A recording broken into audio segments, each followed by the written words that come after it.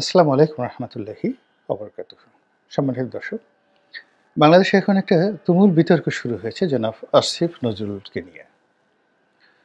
এবং জনাব আসিফ নজরুলকে নিয়ে যারা বিতর্ক করছেন, এই বিতর্ক গোষ্ঠীর যিনি নেতা আমির, আমিরুল যাকে বলা হয় রেভুলেশন, তিনি হলেন ডাক্তার পিনাকি ভট্টাচার্য। তাকে নিয়ে নতুন করে কিছু বলার দরকার নেই, অনেক ভিডিও করেছে এবং আপনারা সবাই তাকে চেনেন। এবং তার বিশাল একটা সমর্থক শ্রেণী গড়ে উঠেছে এবং সেই সমর্থক শ্রেণীকে দিয়ে তিনি অনেক ঘটনা ঘটাতে পারেন। তিনি প্রথম আলো, ডেইলি স্টারে যে ঘটনাগুলো ঘটিয়েছেন, এটি দেখে বোঝা যায় এবং তার অনেক সিদ্ধান্তে, অনেক বক্তব্যে বাংলাদেশে অনেক কিছু হয়।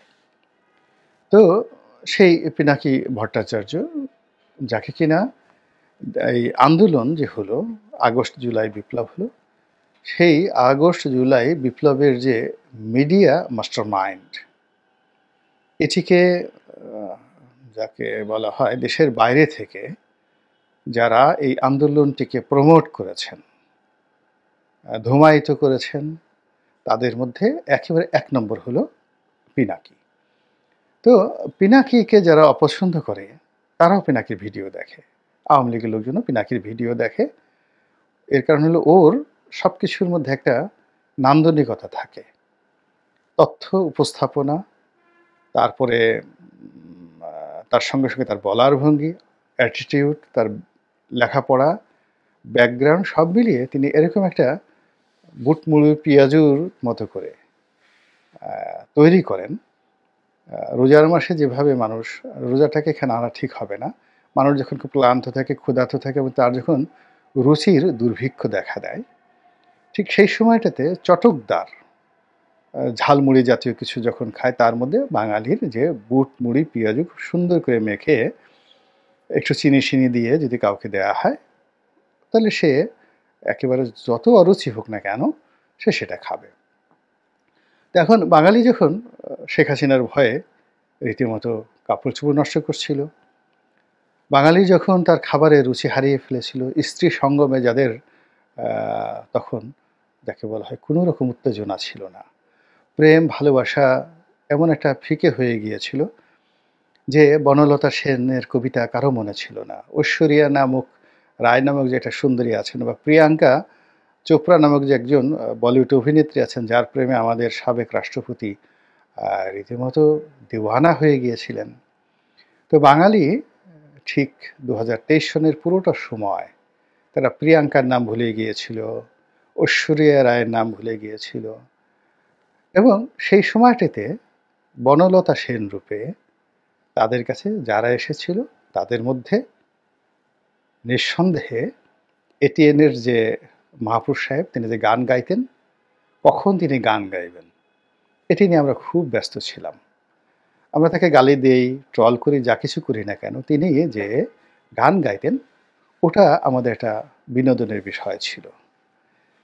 এরপরে ছিল কখন সেই সেফায়েতুল্লাহ সেফু একটা নতুন ভিডিও দিবেন এবং কাকে কত অশ্লীল ভাষায় গালাগাল করবেন, এবং সেই গালাগালিটা আমাদের কাছে মানে কি বলবো, দিলীপ কুমারের সবচেয়ে বিখ্যাত যে সিনেমাগুলো, গঙ্গা যমুনা, আন, তারপরে শেষে যদি হলিউডের সিনেমা ধরেন, সেই সফিয়া লরেনের বিখ্যাত টু ওম্যান, সানফ্লাওয়ার, বা আড্রে হেপবার্নের রোমান হলিডে, বা ফিচার ফিল্ম বলতে সর্বকালের সেরা ফিচার ফিল্ম দ্য বাইসাইকেল থিপ, কিংবা ধরুন দ্য সাউন্ড অফ মিউজিক, এইগুলোর চাইতেও আমাদের কাছে সেফায়েতুল্লাহ সেফুর গালি ছিল সবচেয়ে বড় বিনোদন, শান্তি, একেবারে দুদণ্ড ক্লান্তি থেকে শান্তি পাওয়ার জন্য মানুষ সেফায়েতুল্লাহকে খুঁজত 2022 এবং 23 সনে। এই লাইনে সেফায়েতুল্লাহ হলেন এই সবার বাবা, মানে ফাদার অফ দ্য এন্টারটেনমেন্ট। মানে আপনি এখন তো 24 সনে হয়ে গেছে, 21, 22, 23, মানে গত সেই 2021 থেকে একেবারে 24 পর্যন্ত যারা এই বাংলাদেশে এন্টারটেন দিয়েছে রাজনীতির নামে, বিনোদনের নামে, সব জায়গাতে, তো সবার পিতা, এই জাতির পিতা শেফুদা। এটা পিনাকিও স্বীকার করেছেন যে তিনি শেফুদাকে ফলো করেন। তারপর আমরা সেই মাহবুব সাহেবের গানে আমরা বিনোদন পেতাম। আর বিনোদন পেতাম কোথায়? হিরো আলম। হিরো আলম যা কিছুই করত, আমরা খুবই বিরক্ত হতাম, তারপরে ট্রল করতাম, কিন্তু দিন শেষে আমরা তাকে নিয়ে আলোচনা করতাম এবং প্রথম আলো, ডেইলি স্টার পর্যন্ত হিরো আলমকে প্রমোট করতো, বিকজ তিনি ওই সময়টাতে ছিলেন জাতির কো-ফাউন্ডার। মানে এই যে বিনোদন জগতের যাকে বলা হয় ফাউন্ডিং ফাদার, সেফায়েতুল্লাহ, মাহফুজ সাহেব এবং এই হিরো আলম। তো এই গ্রুপের সঙ্গে সঙ্গে একেবারে ম্যাটিকুলাসলি যিনি আসলেন তিনি হলেন ইউটিউবার ইলিয়াস। তো ইউটিউবার ইলিয়াস একসময় নাকি বাংলাদেশে চাকুরি করতো ২১ টেলিভিশনে। তো সে আমেরিকাতে থাকে, গাড়ি চালায়, মূলত ট্যাক্সি ড্রাইভার। তো সেখান থেকে সে এই ইউটিউব করতো। তো ইউটিউব করে তার ইউটিউবের একটা আকর্ষণ ছিল যে সে ওই বিভিন্ন সুন্দরী মেয়েদেরকে টার্গেট করতো টেলিভিশনের মিডিয়াতে। যেমন ধরুন ফারজানা রূপা, তারপরে ৭১ টেলিভিশনে যারা চাকরি করতো, এরপরে ডিবিএসে যেমন শারমিন, মানে যারা খুব কমনীয়, তারপরে আলোচিত, সমালোচিত। তো এদেরকে নিয়ে সে গীবত করত। কার সঙ্গে কার সম্পর্ক, কে কোন জায়গাতে খাট গরম করে, মানে এই অবৈধ প্রণয় নিয়ে যে কীটিকে বলা হয় সেক্সুয়াল পারভার্সন। এই সেক্সুয়াল পারভার্সন জিনিসগুলো তিনি সেই ইউটিউবের মাধ্যমে একেবারে ম্যাটিকুলাসলি তুলে আনতেন।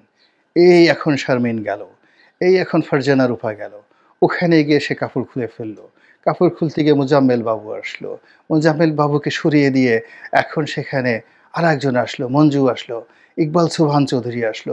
মানে এই জিনিসগুলো সে বলে বলে যেটি হলো মানুষের যে বিকৃত রুচি, সেই বিকৃত রুচি যেটা অনেকে লুকায়িত ছিল, এটাকে সে একেবারে উদ্গীরণ করে দিল এবং মানুষের মধ্যে অশ্লীলতা, তারপরে শেষে মন্দ জিনিস শোনার উদগ্র বাসনা, অন্যকে সন্দেহ করা এবং যে কোনো নারী, যে কোনো পুরুষ, অসম্মানিত লোককে অসম্মান করার যে ধারাবাহিকতা, এই ধারাবাহিকতার যে স্রষ্টা, ফাউন্ডিং ফাদার নয়, একেবারে ফাদার অব দ্য নেশন, সেটা হলো ইউটিউবার ইলিয়াস।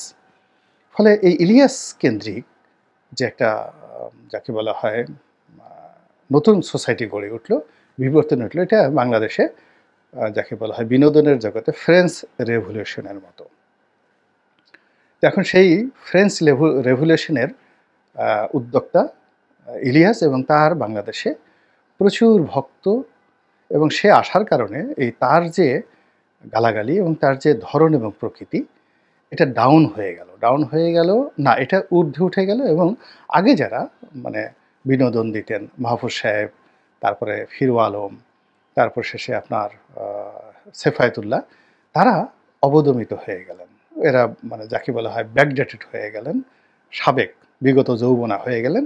এবং তার ইলিয়াসের যৌবন টগবগিয়ে যখন ফুটতে থাকলো, ঠিক সেই সময়টাতেই এই আন্দোলনটা ২০২৩ সনে দাঁড়া বাড়তে থাকলো। এবং ইলিয়াস যখন এই বিনোদন জগতের ওই যে তার যে sexual perversion and perverted attitude, mind, body and thinking, এই জিনিসগুলোতে তিনি যখন একেবারে সম্রাট হয়ে গেছেন, আলেকজান্ডার দ্য গ্রেট হয়ে গেছেন, ঠিক সেই সময় পিনাকির আবির্ভাব হলো। তো পিনাকি প্রথমে আমাদের মতো ফিচার করতো বা ফাহামের মতো সে যাকে বলে ভিডিও বানাতো, কিন্তু ওগুলো খেত না কেউ।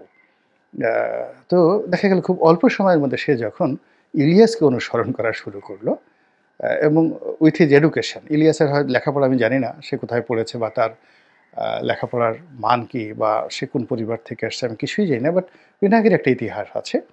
তো তার সাথে এডুকেশন আছে, শিক্ষা আছে, দীক্ষা আছে। তো যখন পিনাকি তার সেই কর্মকাণ্ডের মধ্যে ইলিয়াসকে আনলো, তার কর্মকাণ্ডের মধ্যে হিরো আলমকে আনলো, তার কর্মকাণ্ডের মধ্যে যাকে বলা হয় সেফায়েতুল্লাহ সেফুকে আনলো, এবং সে গানও গেয়েছে, গান গেয়েছে, তাহলে হিরো আলম এবং মাহফুজ সাহেবের মতো সে ওই কিছু, কিছু ক্ষেত্রে তার গান আনলো, কবিতা আনলো। তো সব মিলিয়ে সে এরকম একটা কনটেন্ট সে তৈরি করলো, যেখানে সবাই একেবারে 1 in a million, মানে একের মধ্যে সে ১০,০০,০০০ সে জিনিস পেয়ে গেল। এখানে সে গোলাম মোল্লা রনির বক্তব্য কেউ খুঁজতে গেলে পিনাকির মধ্যে পাবে। আলবার্ট আইনস্টাইনের সূত্র পাবে। তারপরে শেষে সে ইবনে সিনার মতো ডাক্তারকে সে খুঁজে পাবে, ডাক্তারি বিদ্যা পাবে। এখানে সে যৌনবিদ্যা পাবে।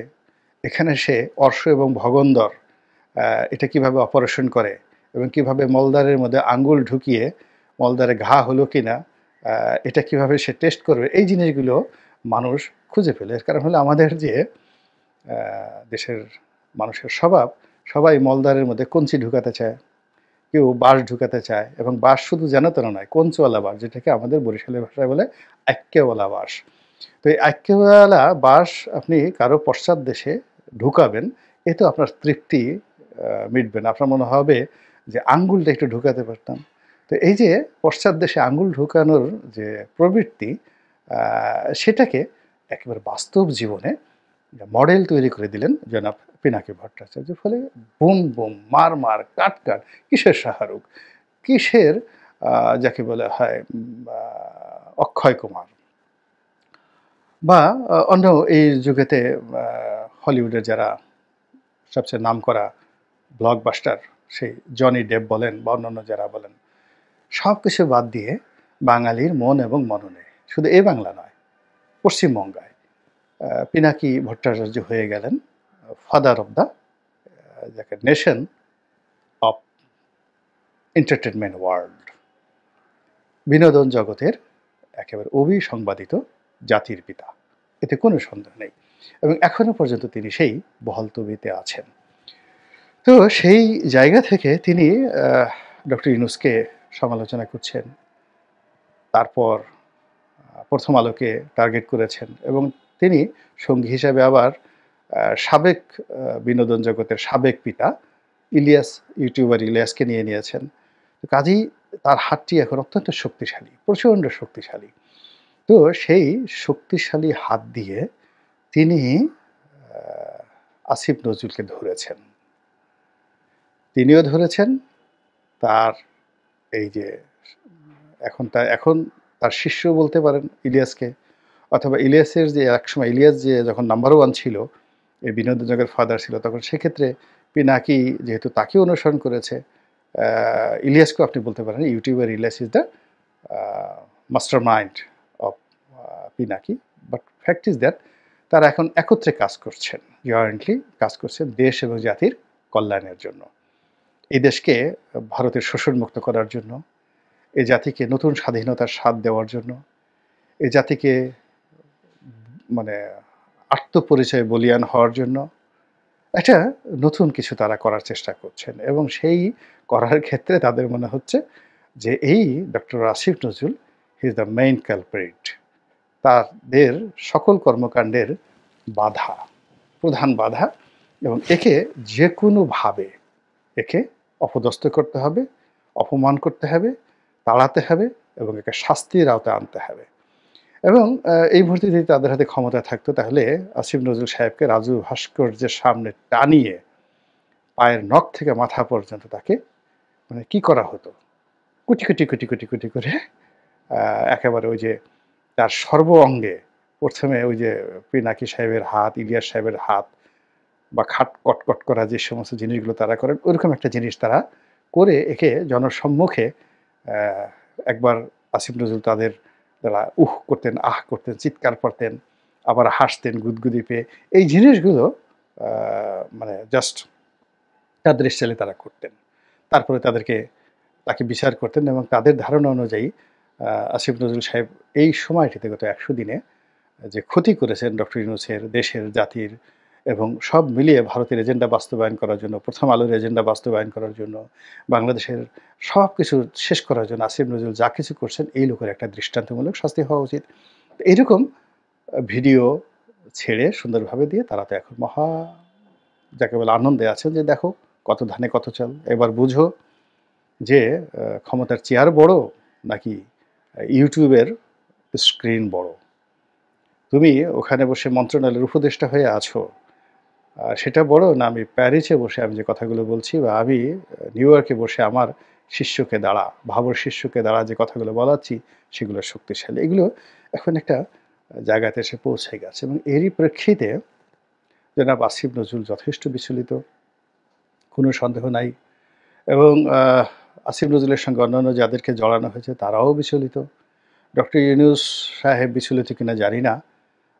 তবে সবাই সন্দেহ করছে যে আ এরা সবাই মোটামুটি জামাতের বন্ধু, শিবিরের বন্ধু এবং জামাত শিবিরকে ক্ষমতায় রাখার জন্য, সেভ করার জন্য বা ইসলামাইজেশনের জন্য এরা মনে করছে জামাতই বাংলাদেশের একমাত্র দল যাদের হাতে দেশ জাতি নিরাপদ।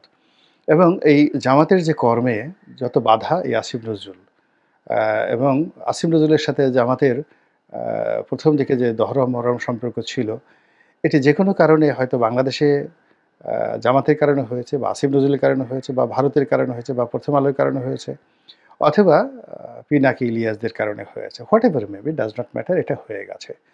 এখন এই যে পরিস্থিতি, সেই পরিস্থিতিতে কি করবেন ডক্টর আসিফ নজরুল? তাকে নিয়ে যে যেভাবে পারছে ট্রল করছে, তাকে সবাই ভয় দেখাচ্ছে এবং সেই ভয়ের কারণে দেখলাম যে সে মাটির সঙ্গে একদম মিশে গেছে এবং সে রিয়েলি ভয় পেয়েছে। ভয় পাওয়ার পরে সে Facebook স্ট্যাটাস দিচ্ছে এবং তারপরে সে পিনাকিকে নিয়ে কথা বলছে, আ ইলিয়াসকে নিয়ে কথা বলছে আ পরোক্ষভাবে। সরাসরি নাম যে নিবে এই সাহসও তার নাই। পিনাকির যে নাম নেবে বা ইলিয়াসের যে নাম নেবে এই সাহস ডক্টর আসিফ নজরুল সাহেবের নেই। ফলে তিনি একবার বলছেন যে, এক ভদ্রলোক আছেন তাকে জাতির পিতা না বানানো পর্যন্ত থাকবে না। তো আসিফ নজরুল যতই ভয় পাক না কেন, পিনাকি তো ভয় পান না। তিনি আবার বিরদর্ভে বলছেন, আমাকে ইন্ডিকেট করে এই সকল কথাবার্তা বলা হচ্ছে। তিনি আবার হুমকি দিয়েছেন এবং সেই হুমকি পেয়ে আ আসিফ নজরুল আবার ভয় পেয়েছেন, আবার ভয় পেয়ে বঙ্গভবনে কি করেছেন, গণভবনে কি করেছেন, ৫ তারিখে, ৪ তারিখে, ৩ তারিখে কি করেছেন সেই প্রমাণগুলো আবার তিনি উপস্থাপন করছেন এবং এই ১ম আমি আসিফ নজরুলের একটা বিষয় দেখলাম যে তিনি বলতে গেলে বন্ধুহীন। মানে এই সময়টিতে তার পক্ষে কেউ দাঁড়াচ্ছে না। তিনি একা এবং কোনো উল্লেখযোগ্য ব্যক্তি তার পক্ষে একটা ও শব্দ করছে না, টু শব্দ করছে না। তাকে সেভ করার জন্য আ তার পক্ষে একটা স্ট্যাটাস দিচ্ছে না। কোনো উল্লেখযোগ্য ব্যক্তি। অনেকেই নিচে, নিচে বলছে যারা হয়তো ইলিয়াসকে পছন্দ করে না, পিনাকিকে পছন্দ করে না, তারা হয়তো বলছে। কিন্তু সত্যিকার অর্থে একটা ভালো জায়গা থেকে উনি তো সমাজের যে এলিট যে সোসাইটি মেইনটেইন করেন, উনার পক্ষে তো মাহফুজা নামের বক্তব্য দেওয়া উচিত। উনার পক্ষে 'প্রথম আলোর' বক্তব্য দেওয়া উচিত। এমনকি উনাকে ডিফেন্ড করার জন্য যদি প্রধান উপদেষ্টা বলে যে, "whatever may be, that should not be." এই সমস্ত জিনিস হওয়া উচিত নয়। আমরা আসিফ নজরুল সাহেবের কাজকর্ম সম্পর্কে জানি, ওয়াকিবহাল। এই জিনিসগুলো হচ্ছে না। ফলে তিনি মূলত আসলে বন্ধুহীন হয়ে পড়েছেন। অথবা তার আদৌ কোনো কালে কোনো বন্ধু ছিল কিনা এটি এখন প্রমাণ করার সময় এসেছে। তো কাজেই নাটক চলছে, ড্রামা চলছে, বিনোদন চলছে। দেখি এটার কি পরিণত হয়। আল্লাহ আমাদের সবাইকে হেদায়েত দান করুন আর হেফাজত করুন। আসসালামু আলাইকুম ওয়া রাহমাতুল্লাহি